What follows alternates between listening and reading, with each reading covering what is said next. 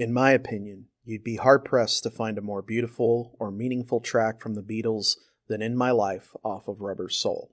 Recorded in October of 1965, the song began life after John received some criticism from his work. A writer asked John, "Why don't you put some of the way you write in the book, as it were, in the songs?" Or, "Why don't you put something about your childhood into the songs?" John took a trip back to his childhood haunts in Liverpool and began working on the track.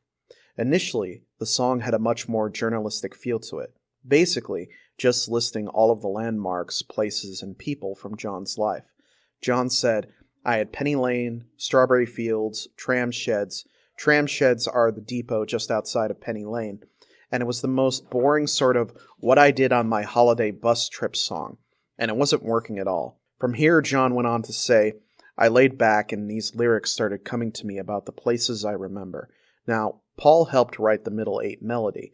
The whole lyrics were already written before Paul had even heard it. His contribution melodically was the harmony and the middle eight itself.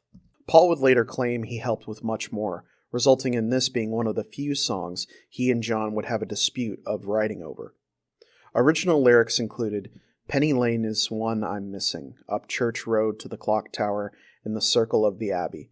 I have seen some happy hours, past the tram sheds with no trams, on the 5 bus into town, past the Dutch and St. Columbus, to the Dockers umbrella that they pulled down."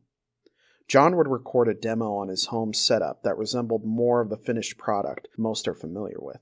He would bring this in while they were recording Rubber Soul, where after only 3 takes they had it down. The only thing missing was the harpsichord solo near the end, although it's not really a harpsichord. While on a tea break, producer George Martin tried recording the solo using a Hammond organ.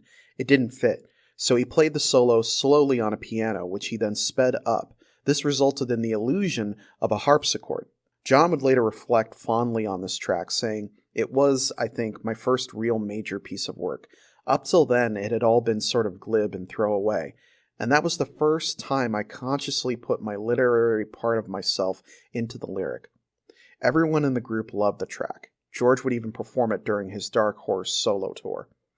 It's not just a great song, it's a great piece of writing all around.